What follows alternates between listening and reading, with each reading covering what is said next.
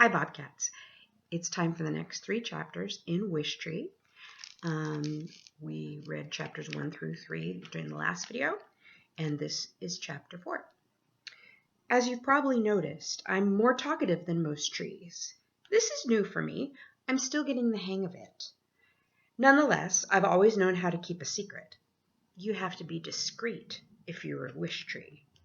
People tell trees all kinds of things they know, and we'll listen. It's not like we have a choice. Besides, the more you listen, the more you learn.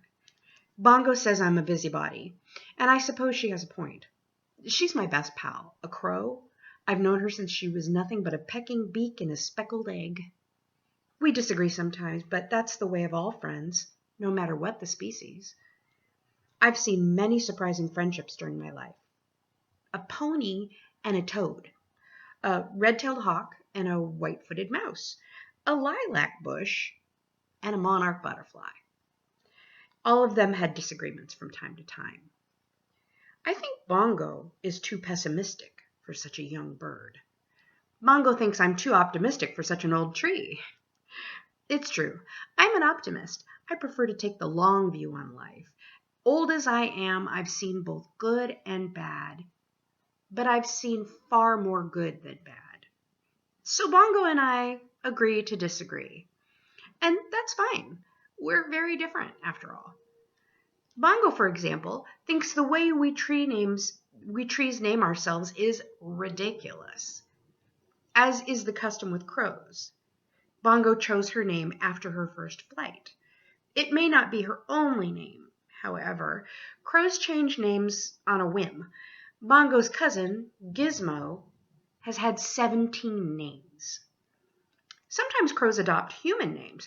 I've seen more Joe Crows than I've seen sunny days. Sometimes they name themselves after things that catch their fancy. Pop-Top, Jujubee, Dead Rat. They'll name themselves after aerobatic maneuvers, death spiral, or barrel roll, or after colors, aubergine, or beetle black.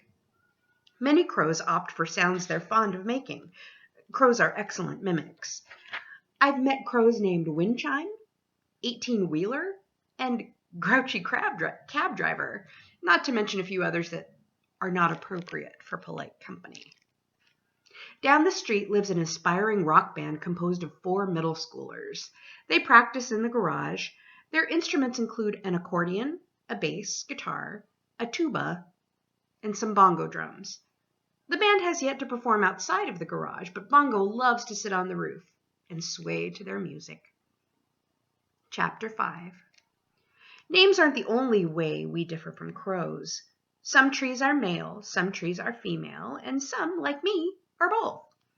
It's confusing, as is so often the case with nature. Call me she, call me he. Anything will work. Over the years, I've learned that botanists, those lucky souls who study plants all day, call some trees, such as hollies and willows, dioecious, which means they have separate male and female trees.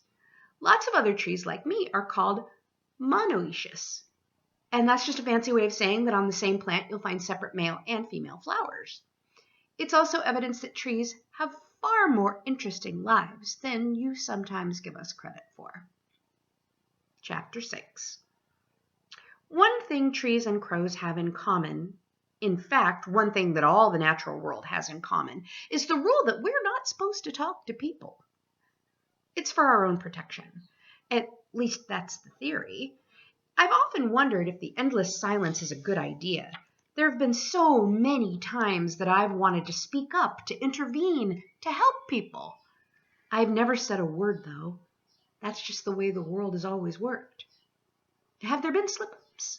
Sure, mistakes have been made. Last year I heard about a frog named Fly who was napping in a mailbox. All frogs are named after the bugs they enjoy eating.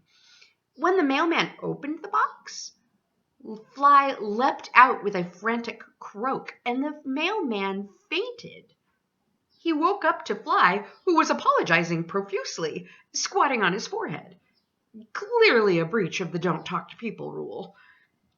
But as always seems to happen, the incident was soon forgotten, After all, the mailman was absolutely certain that frogs cannot talk. Just hearing things, he no doubt told himself. Interestingly enough, he retired not long after the frog incident. In any case, when you consider the number of trees and frogs and otters and wrens and dragonflies and armadillos and everybody else in the natural world, you'd think people would have caught on to our little secret by now.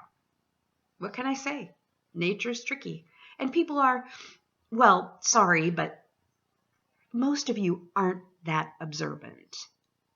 Perhaps you're wondering, if you're curious or doubting sort, just exactly how trees communicate. You may find yourself inspecting a nearby ponderosa pine, for example, or an aspen or sweet gum tree, puzzling out the magic.